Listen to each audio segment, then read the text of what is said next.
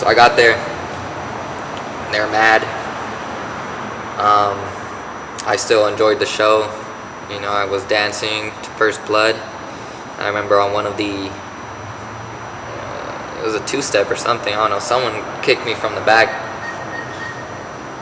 You know, whatever, my first reaction was like, dude, you know, like, why'd you kick me, you know, what? I turned around and I confronted, I was like, what's up, like, why are you kicking me? I remember the guy saying, you know, oh, I could kick whoever I want. And I was just like, nah. I remember I was like, nah, you can't kick me, dog. Like, I don't know what you're talking about. And he was just like, what's up? You know, he came at me and he pushed me. And, you know, I guess he thought I was going to push back or something, but I don't, back then at least, you know, my first reaction was just like, all right, deck this fool. So he pushed me and I socked him. And that's when he came after me. I socked him clean though. I remember his look in his face. He was just like, did this fool just hit me? And he came after me. I don't remember getting hit by him. He was slow. We ended up falling on the floor or something.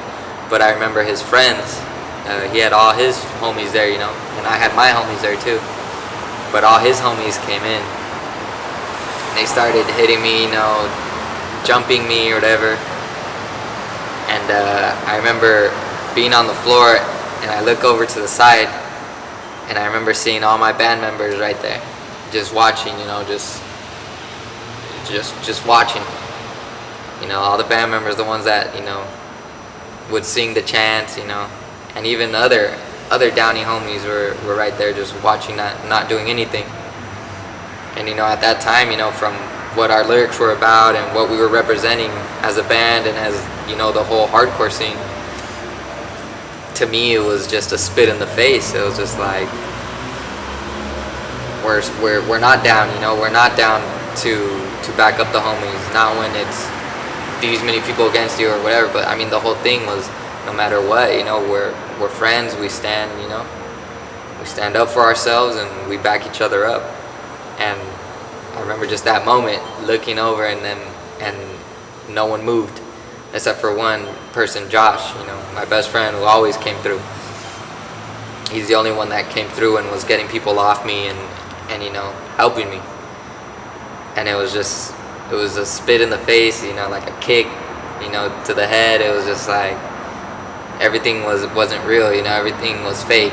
Everything that I stood for, you know, everything that I represented, that I would back up without any hesitation, you know, it was just like thrown out the window, basically.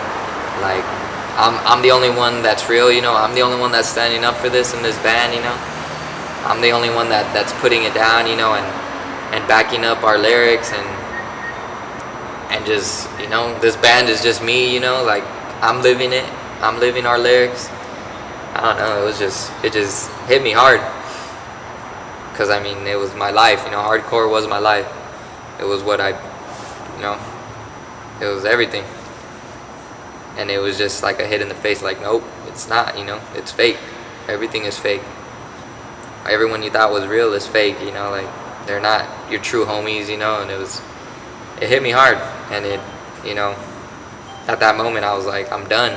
I'm done with this fake stuff. I'm done with the, you know, with, I wouldn't say the hardcore scene, but I was done with that whole scene that we were doing because everyone to me seemed fake. And I was just, you know, I was done. To me, it was like, I'm never going to forgive them. I'm never going to talk to them, you know. From that moment on, it was me against the world, you know. Just like how it always had been. I was pissed, you know. How could you ruin a, you know, friendship, you know, disrespect all of us when we depended on him? You know, how could you let something so small, like, ruin your life and, you know, your friendships? I mean, you know, he I don't know what his deal was at the time. He just, something happened to him, and he changed for the complete worse, and it sucked, because he was on a sinking ship, and he thought he was, you know, climbing on top of the world, when in actuality he wasn't. So it was tough, you know. We had been friends for almost 10 years at that time, and he just like that threw it away. At the same time that that whole incident happened where Carlo left the band, we were in the middle of recording, and he had actually recorded about 2-3 of the songs, and we had like a 6-song demo that we were recording. And we were recording with Chris Blair, who was the old singer for His Blood Runs Black. He's a good guy. But we didn't really know what to do. So we were in the middle of recording. We had our drums, we had the bass, we had all of our guitars recorded, and we just needed vocals. So we didn't know what to do.